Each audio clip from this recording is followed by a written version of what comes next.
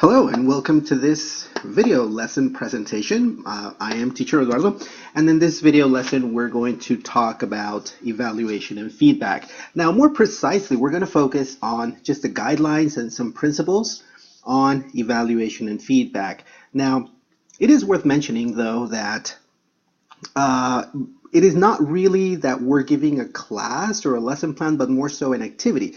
So sometimes at an activity level, especially if it's online, we're not necessarily going to evaluate. This means that you're not necessarily going to give out a score or a grade, but more importantly, you're going to give some feedback based on some responses or selections that the student has made. Even though we will include a little bit of feedback, it is really more about, even though we're going to include a little bit of evaluation guidelines and principles, it is really more about the feedback. But do consider, in order to give feedback, at least at your side, you do have to do a little bit of evaluation, even if it's pre-programmed. So we're going to take a look at that and see how these two work together and how these guidelines can help us out so that we can prepare our online materials and include either, more importantly, feedback, but it could be the case that at some point you do want to include an evaluation depending on the characteristics of the material, or maybe because your educational institution is asking you to do so. All right, so enough with the presentations. Let's get started and let's move on to the next slide so that we can get into the table of contents so you have a better understanding of exactly what topics we're going to be looking at in this video lesson presentation. Okay, so let's do a quick rundown of the table of contents that we have prepared for this video lesson presentation. Now, the first topic we're going to be addressing here is perspectives on learning. Now, I know that this video lesson is really about evaluation and, more importantly, feedback, but we can't actually talk about these without first talking a little bit about learning, because that's what we're doing. We're evaluating the quality of learning, how much skills, competencies the student has developed or acquired with the materials or the activities that the student is doing with these materials we are providing. So we want to take a brief look at just some perspectives on learning. This will be a table that you can consult here on the video lesson presentation. It has 4 areas and it has a variety of information there that you can consult. And these are just some ideas, some guidelines. Again, don't think of this like it's a rule that you have to follow and you have to consider, but more so guidelines, perspectives, just like its name says. After that, we're going to move on to types of evaluation. Now, once again, we're actually just going to list 3 here, just to give you some ideas. Again, in the idea that these are guidelines, considerations, not so much that it's a rule of what happens. Okay, so just for you to have a frame of mind in that sense. And notice how we're talking about evaluation. Okay, moving on into our next topic, we're going to be talking about objectives for evaluation. Now, objectives in the sense that you're evaluating for a specific reason or for a specific purpose. So in this video lesson, I will provide you a list of options that you can consult. And maybe as you're developing your own learning materials for online purpose, these objectives for evaluation can serve as a stepping stone or as a guideline for you to establish your own objectives. So you'll have those for your reference right there. Our next topic after that we'll start getting now into feedback. Now, this is really the one that we want to focus on. And here what I'll do is I'll give you the 7 principles of good feedback. Now, we can just talk about feedback in the sense of, hey, you did a great job. I really like that. Or pretty much like that, those sort of comments.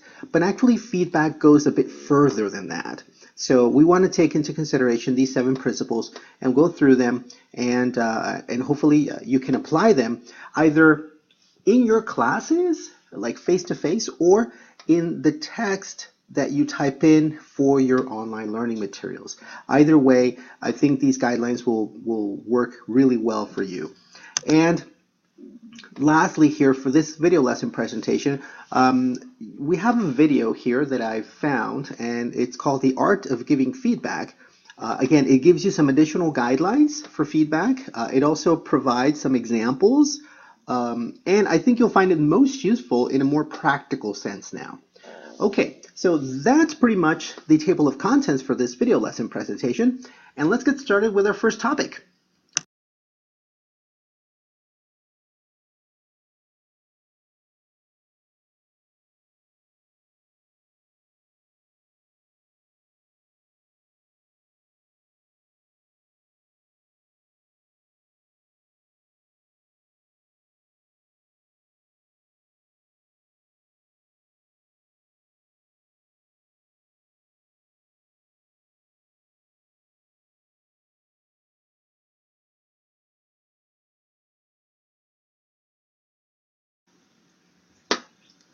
So talking about the types of evaluation that we have, like I had said before, we're just going to list three just to get an idea of, of what exactly we're evaluating, and we can evaluate three different things, not just talking about what students are learning. So let's get here into the first one. Now, you can evaluate the reaction of your course. Now, for us, we're not actually teaching a course, we're talking about just the materials. So you can develop an evaluation of sorts to get the reaction of the students in relation to that material or that specific activity. Now, the way that now I'm including an example, and this example can actually go across the other two sort of evaluation types. Now, a reaction evaluation would be something like the example that you have here on the screen, where you're establishing how the student feels or how the student has what the experience of the student has been with the material that he or she has engaged with. Not the content, not the learning experience, but just the experience as a whole.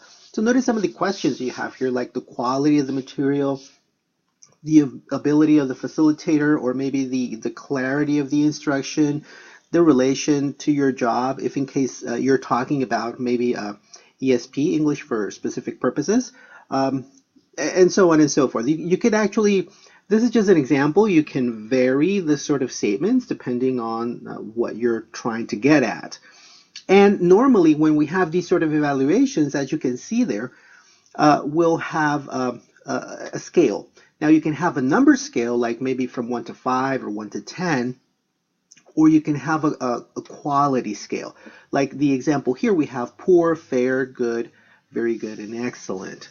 Now this is just to give you an example. So you can not just evaluate the skills or what the student has learned or practiced, but you can actually do an evaluation of the material itself and get the student's reaction, if they liked it, if they didn't like it, and what can be improved. Usually we get these sort of evaluation instruments after, like at the end. If you're giving your students a collection of materials, and so you give them the opportunity to go through all of those materials, and when you're done, then you send out this, you can send out this one evaluation just to see if the materials are working, if it was clear, if it was unclear, and what can be improved. Now you could do that one at the end, or you could do one immediately after each activity, although that could also be the result of that could be that students get a lot of additional work just to keep evaluating your materials. So so you have to weigh your options there, see what is more appropriate for your situation. Now the other type of evaluation here that you could have is actually measuring or trying to measure, because it's really difficult really, the skills and knowledge of mastery and retention. So basically what we're talking here, what the student has learned after going through the activity in your online learning material. If you're talking about, I don't know, the passive, just the passive and present, for example, well, you do the activity, the student either goes to either the videos or the audios or the readings or whatever, and then at the end you give out that evaluation. Well, let's see if you actually learned it, and then you test the student in some way. Now, we're talking about evaluating, okay? We're not giving feedback here. Remember, we're first talking about evaluation because even though if the student just did the exercise without thinking about, I'm going to be evaluated, on your side, when you're reviewing the answers, or maybe it's a pre-programmed, but as you program what answers are right and wrong, you're actually evaluating, even if the student never sees it. And you're evaluating that part so that eventually you can give the feedback. The feedback is really what's important in the online learning material. So this is a necessary step for us in this video lesson presentation, okay? It's not about evaluation, it's really about the feedback, but evaluation is a step that we need to take to get into that feedback. So bear with me as we go through these types. So going back here to the presentation, skills and knowledge. So you're evaluating, you're testing if the student has actually learned something or has become, maybe not learn could be a little bit ambitious for us because it's an online, you're not really getting a control, or there is no the same control that we might have in a face-to-face classroom. Maybe another word could be awareness. You're checking if the student has developed awareness on the topic for the material that he or she has been practicing with. So you might do this in a variety of ways. One great way of doing these sort of evaluations is doing like an online form where the student can click options, maybe type in a little bit of text, and then that saves into a spreadsheet, and you have pre-programmed spreadsheet formulas so you can calculate the results, and then it becomes automatic. You then don't have to intervene unless you're asking for like a type in your response, like open question sort of things. That's something you could do with Google Forms in Google Drive. So in that you can check the skills and mastery of that. That would be the second. The third is actually more, this is more focused, way more focused that we're probably going to get, but it's something for you to consider maybe down the line because it might be something that you consider depending on the line of work you get into in teaching. Transfer to job. So as another sort of evaluation is if you're talking about ESP again, so now you're teaching English for a very specific purpose, and usually those have to do or are job related, like the restaurant, factories, assembly factories, secretary, executive, I don't know, depends on the work environment that you're talking about. So maybe you've been hired to teach the employees some skills, language skills, to communicate with the clients. So you don't necessarily just have to measure if they're learning or if they're becoming aware, but you have to also measure if they're taking that knowledge, that awareness, and they're actually transferring it into their job areas. So here you could have like some sort of open questions where you could, so how did you do this before, and how do you do this after taking this course or after using these materials? What has changed? So you get their reactions really. You might include some multiple choice questions for some very specific and targeted responses. But I think you'll find that the open questions, so that you get the compare contrast of how the employees did something in the past, and now by using your materials and becoming aware of something, that past activity has now changed. And that's really what you're evaluating, if they actually have that awareness and how things are different now and can be different with this knowledge that they have thanks to the materials that they used, that you developed. So these are the sort of type of evaluations. Once again, the reaction to the course or your material, this helps you as a teacher to keep improving the quality of your materials and the quality of the content of your materials. So the students are really the only persons that can actually tell you if your instructions are good, if the activity is good, if it's relevant, and if it's coherent. You can also evaluate the skills and knowledge and the mastery of retention. Basically, if the student has become aware of something that you wanted him or her to become aware of, and if it actually worked. And lastly, you can also evaluate for the transfer. If you're teaching English for specific purposes, if the students have become aware and they're actually transferring that awareness into their job area so that they can do their jobs much better. And those are the type of evaluations. Let's move on now to the next slide.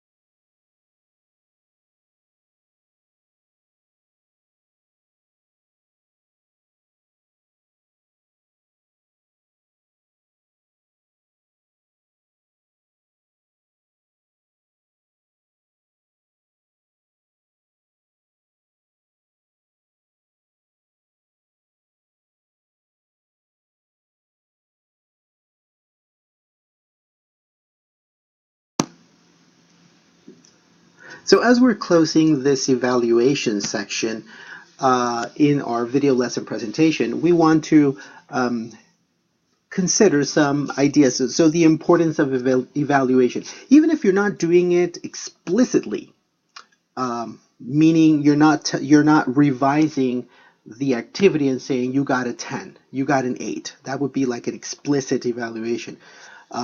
Maybe you're doing it implicitly because you're going into the feedback. And the feedback again saying basically if it's good or bad and what was good and what was bad. So to do that, you actually have to indirectly or to yourself as a teacher, you evaluate, so then you can say what is right and wrong. And that's really where we're going again.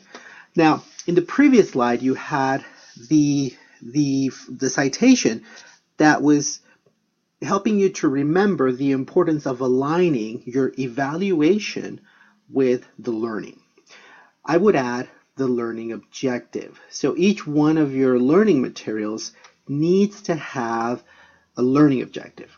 So what is the objective, or the learning objective for the student? What will the student take away from that learning material?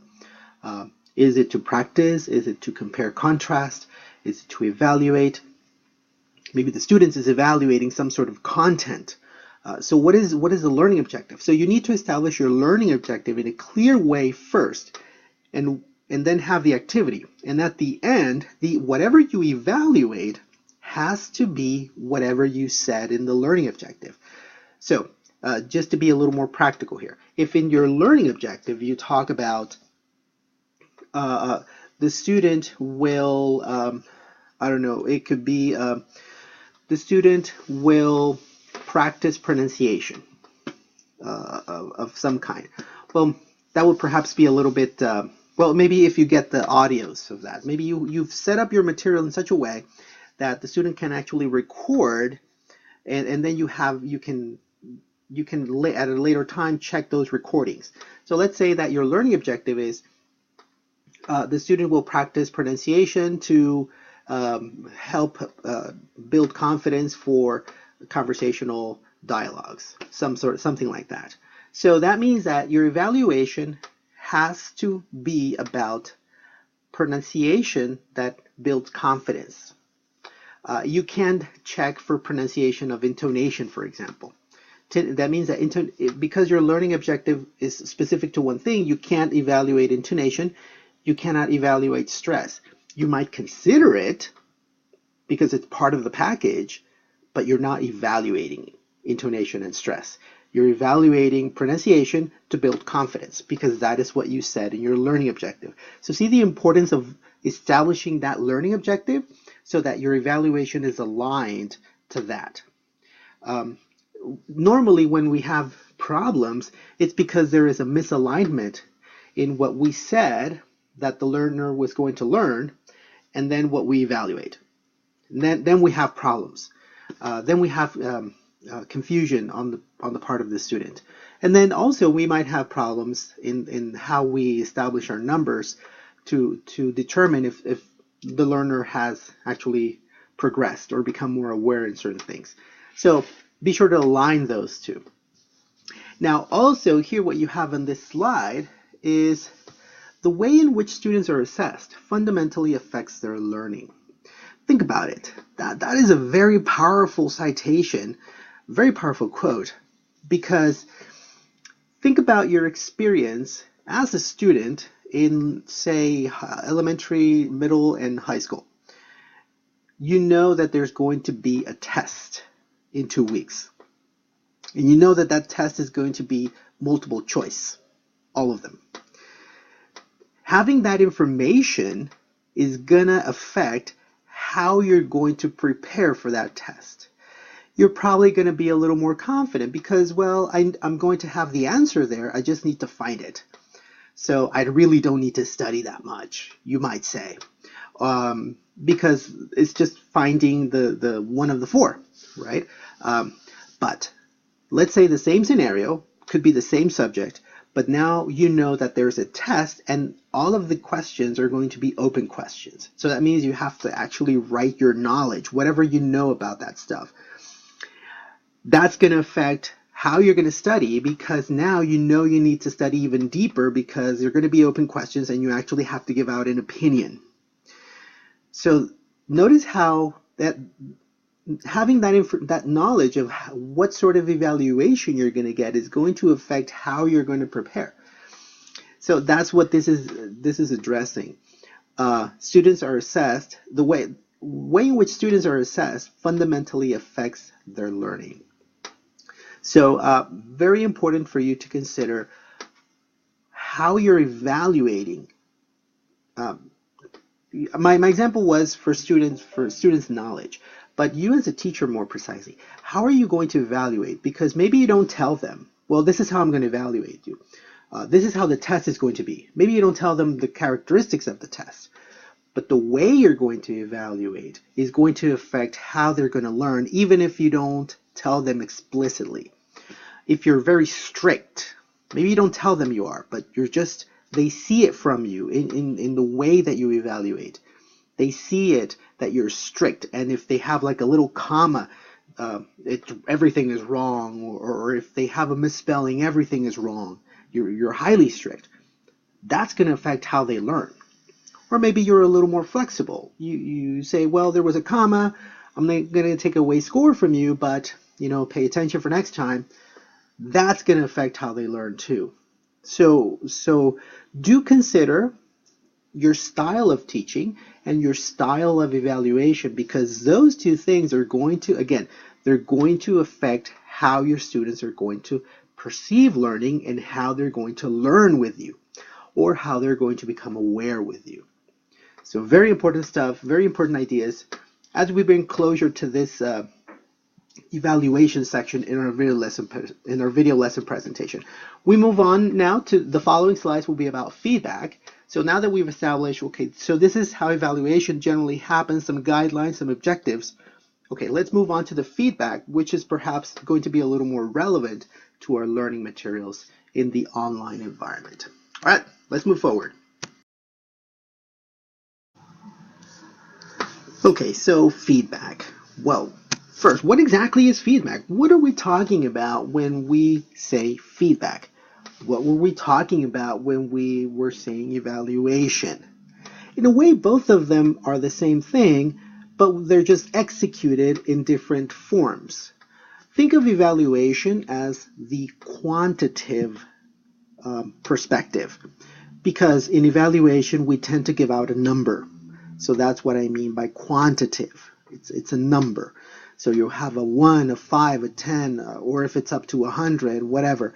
So you're going to check whatever the student did and give out a number. End of story. That's pretty much it. Feedback, it's kind of the same, but it's qualitative, meaning you're going to give out a comment about what's good and what's wrong. Now, generally when we talk about the bad stuff, we don't necessarily say it's wrong or it's bad. What can be improved? You always want to think of these things in positive vocabulary, in positive terms, because we have, from the pedagogical standpoint, if you start, or if you keep signaling what's wrong, then that will have a negative impact on the student's learning. So we always try and think in the positive side, even for the things that are wrong. So it's not what's bad or what's wrong or what you did incorrect. It's what you did and can be improved. Always, again, always on the positive side. So here we have 7 principles to help guide how we give the feedback, how we give that qualitative comment about what's good and what can be improved. Now, the first one here is to clarify what good performance is, or to clarify what the good is. Performance can be whatever the material is asking the student to learn, to become aware of, to do, right? So you need to establish. So the way to do this is perhaps in the instruction to give out an example. So this is what you're going to do. Here's a mini example, just a little snippet of example for you to get an idea of how to do this. And that's it. So there you're clarifying what good performance is in this specific online activity. If it's a fill in the gaps, then you put what if, and you have 10 sentences where they have to fill in 10 gaps. Well, you have provided an 11th as an example in the instruction, and you fill in the gap with the correct response. So that there you're clarifying what good performance is, and you might highlight, maybe if it's verbs in the simple past, you might highlight the time expression to express the past time, and then highlight the verb in relation to the time expression, so that the student can see that they have to relate those two things. You're telling the student where to focus to have that good performance. And based on that, then eventually you can give out feedback. If you find a mistake, then hey, remember, look at the example, how I'm helping you identify the time expression and the verb, and you're not doing that here. So now the student has a framework, has a reference point from that example to what he or she did wrong, right? So very important to always establish first what is good. Which is what is good. It's not, you don't have to establish what's bad, right? Now, the next principle, the second one, facilitate reflection and self-assessment in learning. So give the opportunity to the student to reflect, and also self-assess, meaning give the opportunity to the student to evaluate him or herself. Not in a number way, not in a quantitative way, but in a qualitative way too. And this could be in the form of a question or two at the end of the activity, like a little bit of like self-evaluation. So, what was difficult in this exercise? What did you find interesting? So then the student has to go, well, what did I find interesting? But this is not for you to measure if the activity is working or not. It's for the student to reflect on his experience with this exercise and think if he or she has actually learned something, if something needed more attention. Do you think that you have a better understanding of the verbs in simple past? Why? Or how do you know this to be true? So then the student has to wait, well, how do I know that I really know the verbs? So that implies a lot of self-assessment and reflection, right? Those sort of questions, it could be just 1 or 2 questions at the end, and there you're allowing for the student to reflect on that immediate experience of learning. The third principle here is to deliver high quality feedback information that helps learners self-correct. Again, this you can tie it back to the first one. When we talk about high quality feedback, that means that, say something like, well, questions, your answers in 1, 2, and 3 are good. Check number 4, and then 5 is okay. That is not high quality feedback. That's just actually you trying to go through those answers fairly quick without doing a lot of effort. High quality means you have to go one by one and highlight each of the details. Whatever is good, you highlight what's good. Whatever needs improvement, you highlight what needs improvement and how it can be improved, right? So that's what we mean about high quality feedback. It will require you to dedicate a lot of time to this. So again, then you have to balance, well, how many students do I have versus how deep can I get into the feedback, right? If you have 50 students, well, perhaps you won't get very deep into the feedback because it would just be enormously time consuming for you. So, but if you have like 10 students, then perhaps you can actually dedicate a lot more time to giving feedback. And your STEM students will benefit greatly from that. So because here what we want them to do is not give them the answer. Notice that self-correcting, because you're not correcting for them, you're guiding them so that they get the answer themselves. Think of this like, as a teacher, I know that my students know their answer, so I just need to help them become aware of what they already know. Versus, I'm the teacher, you don't know anything, here's the answer. I'm going to tell you all the answers because I know everything and you don't. Okay, so it's more of, I'm the teacher and I believe you already have the answer. You're just not aware of it. I'm just going to help you become aware. So that's why I need to give you a lot of high quality feedback so that you eventually go, oh, wait, I know what the answer is. And then your students give the answer and you just go, exactly, that's it, you're right. So you just kind of become like a motivator and a confidence builder. So these two go hand in hand. High quality feedback and get students to self-correct themselves. Going back to my example of the simple past verbs, if a student something like goes, yesterday I go to the movies, so clearly we have a problem there, but you don't tell them, yesterday I went, you just tell them, so here we have a problem in the verb. Now, if I give you this other example, last week I walked for 1 hour. So how am I presenting the verb there in relation to the time expression? So you give them these indirect ideas so that, okay, let's go back here. And do you see the mistake now? And then, oh, I see the mistake now. So instead of you directly giving them the feedback, you show them alternatives, and then you go back, and then they discover what the problem is. That's more or less the principle there. 4, encourage teacher, learner, and peer dialogue. Well, this is just kind of something you want to promote generally speaking. If you have your online materials as part of a course, then you want to engage with students and tell them, and just through the chat or forums, just engage and give the opportunity for students to talk to each other as well and actually encourage it. This is also very important because it builds social networking within your classroom. It builds confidence and builds a positive environment, and it just allows for a lot of feedback to go back and forth, even if it's not tied directly to an activity.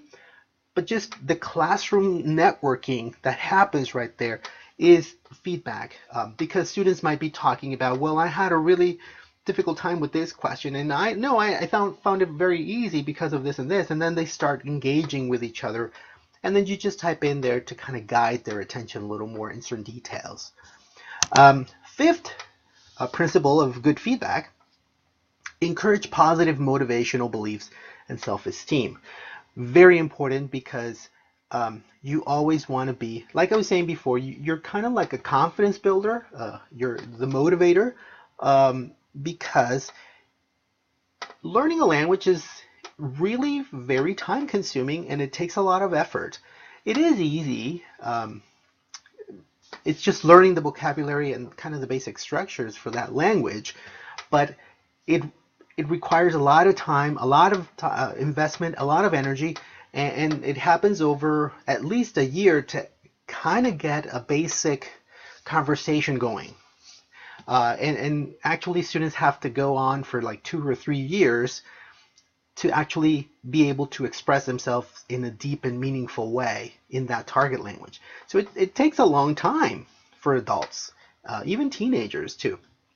So as a teacher, with your materials, you constantly have to keep pushing them in a positive way, cheering them on, praising what they're doing. Even if they get something wrong, well, again, don't say, oh, that's wrong, you did something terribly wrong, because you're going to crush their motivation. So you guide them in a positive way, as I was saying before. Here, I think you have a problem here. let's work together and try and find a solution so that you can become aware of it. I'm not going to tell you the answer, but I'm going to help you become aware of the answer based on the knowledge that you already have. That's basically how we learn, how we guide our students in the feedback that we give as well. Principle number 6 here, provide opportunities to act on feedback.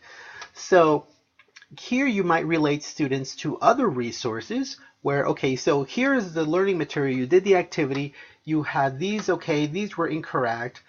Now try and we worked with the answers now. Okay, so try and go to these other situations and practice over there. So now you're giving the opportunity for students to take that into action in a different environment. It could be like next time you go shopping, it could be tied to the real world. So if your activity was about shopping, well, next time you go shopping, do this and this and this. Or here's a video about shopping. See if you can identify this, this, and this. So there you're guiding the student to take action based on what the learning activity was. And lastly, principle number 7 here, use feedback from learners to improve teaching.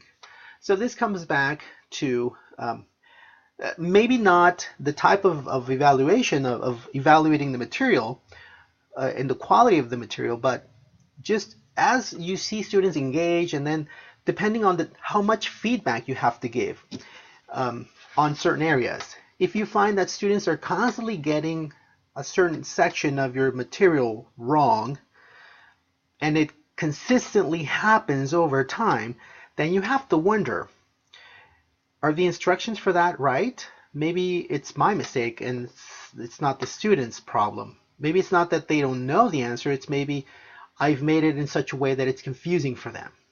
So if you see those constant problems, then that is something you need to improve over time with your learning materials. So use that engagement that students are having and observing that and just keep modifying.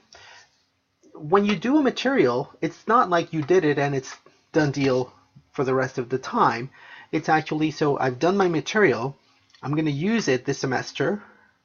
Okay, so now that I've used it, so what worked, what didn't work, what did I see that students were having a difficult time with, what was very accessible, and then you improve it for next time. You apply it a second time, and you go through that process. You improve it, you apply it a third time, you evaluate and improve, and so on and so forth until, and it just never stops really, depending on the courses that you're teaching as well. And those are the 7 principles of good feedback. Let's move on to the next slide.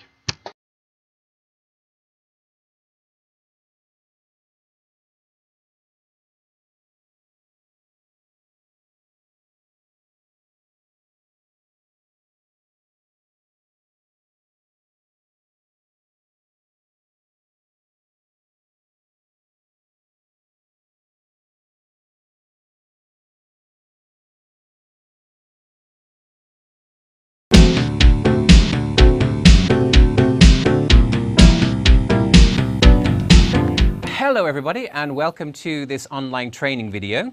Okay, this is going to be the first part in a series where we look at different things that we would like you to be doing in the classroom. Okay, and the first one we're going to look at today is how to give feedback. Okay, so of course feedback is crucial to all of your lessons, whether you're doing SLE or PIP, because without feedback we have that feeling that we're never really improving in anything. Okay, imagine anything you've learned in your life, whether that's been a language or driving or how to cook. Without any kind of feedback, you never knew how well you were doing. Okay, so that is one reason, but let's look at some other reasons why feedback is so important. Okay, so we said first of all, if you're learning something but there's no indication that you're actually getting anywhere, this is as simple as making a recipe that you never get to taste, or trying to get in a car and you've never actually had a lesson before and then taking your test, down to language classes. We know that language classes take a very long time. We know that learning a language is an ongoing process, and if you're not getting any kind of feedback, then you're not getting any kind of motivation to continue. Now here at Pagoda, your students have made a very important decision. They decided first of all to come and take a language class, which is difficult in itself, and number two, they decided to have a native teacher. Okay, which again is is even more difficult for them. So for you, you need to make sure that support, encouragement, praise, and motivation are things that are coming from you all the time. Okay, but let's take a look then at what kind of feedback we should be using in the classroom. Okay, so different types of feedback. Number one, praise. Okay, now I would love to speak German. I wish I spoke German. I studied German, but unfortunately I had a terrible teacher. Herr Waldman, or Frau Waldman, I should say, but she seemed like a man.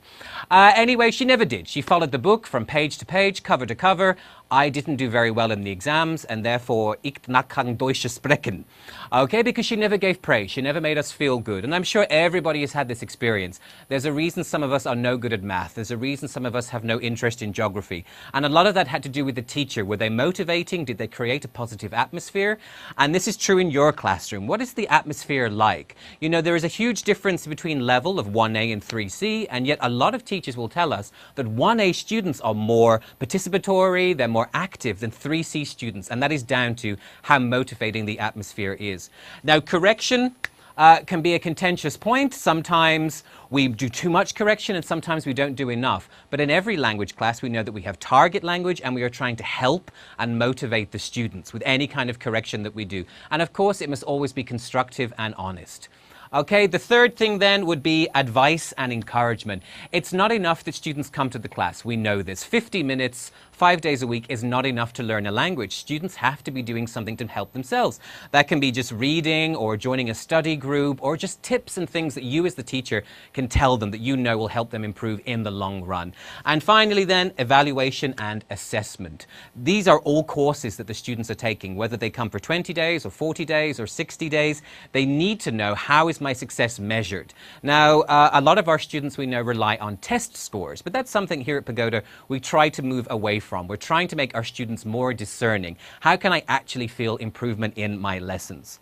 Okay, because the worst thing you can do as a teacher is simply to have no feedback whatsoever. So let's take a look at some examples. It's been a really good month, Jason. It's been such a pleasure having you here in the class. Thank you, teacher.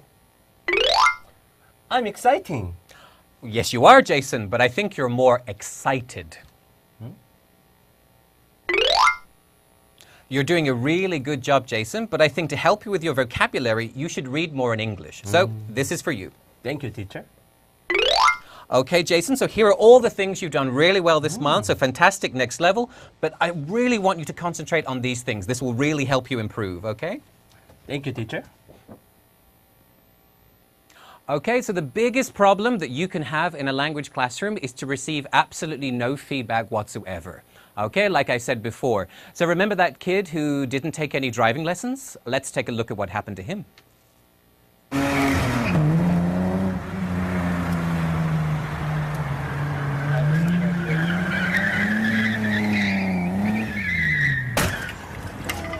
There's no...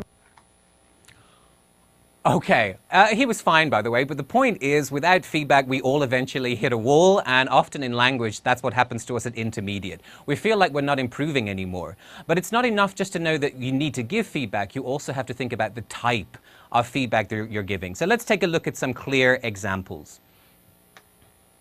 Okay, so we have praise, we talked about, but you also have the problem of overpraising, that is being a little bit too positive with the students, not really giving any constructive feedback, or you have underpraising, which is really not telling them that they're doing anything good at all. With correction, one of the biggest problems I see is overcorrection or autocorrection, trying to fix every single little problem without any kind of structure, or worse, that there's no correction at all. Bad advice is a common problem, especially in the SLE levels where we don't tell the students really anything all month and then we just level them up, okay? And they end up in the wrong level. Or we start to think about our classes only as pass-fail, which is difficult in short courses like we have here at Pagoda. And then there is the problem of evaluation, which means not giving any evaluation whatsoever. Let's take a look at a couple of examples of what you should do and what you should definitely not do. Okay, everybody, up on the board are 4 sentences that I've heard today, and each of them has a mistake. Okay, so let's see if we can find them, okay? So the first one, a dog is a chicken potato. Okay, try not to say bath, it's bat. We say bat in America, bat. English is hard. And remember your subject and verbs, okay? Okay. I was very hard at the party. Oh, what do you mean by that? My, hover... Some really interesting conversations. Can you tell the class what you and he would do with the money? He would buy a house next to Brad Pitt. Very good. Okay, now.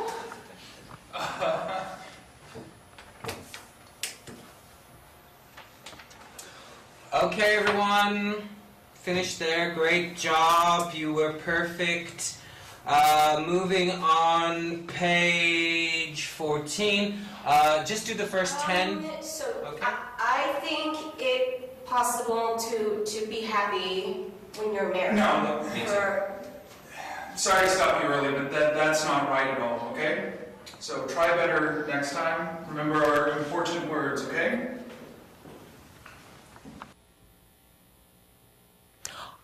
Okay, so let's take a look at some more examples of what happens when feedback goes wrong. Oh my God, Jason, that was just amazing. It was like the most beautiful English I've ever heard. Thank you. Good month.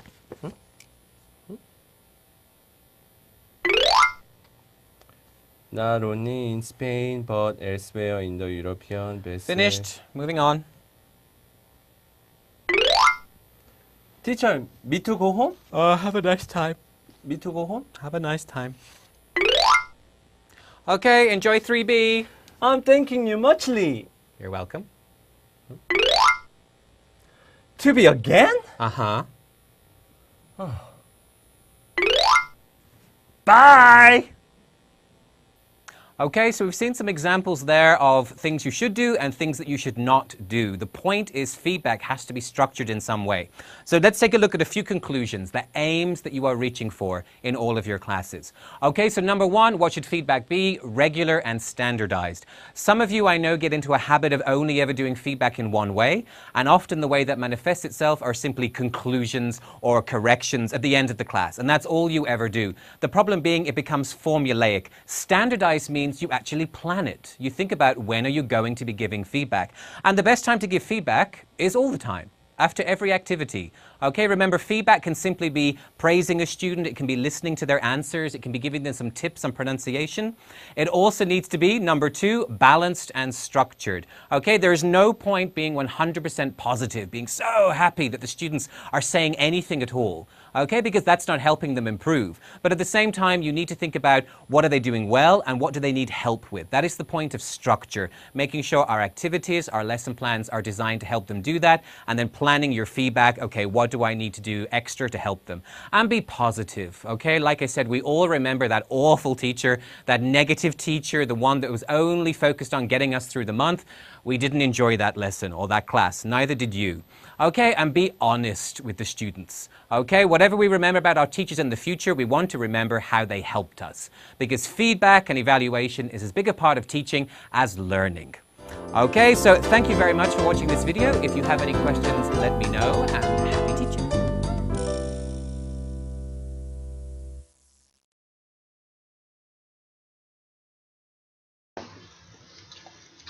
Okay, and we've come to the end of this video lesson presentation. So mainly the central takeaway from this is, yes, feedback is important. Establish what's good, establish what needs improvement. Depending on how many students you have is the depth of the feedback that you will be able to give, and then in relation to your time that you have available. But I think that the most important thing is, when talking about evaluation or feedback, is remember the learning. You cannot detach these two. I think this is the most important takeaway, even though this is not about learning itself, but just the evaluation of that, or the awareness of that, is remember the learning. And more precisely, your learning objective. What is the learning objective that you as a teacher established, and then just evaluate within that framework, right?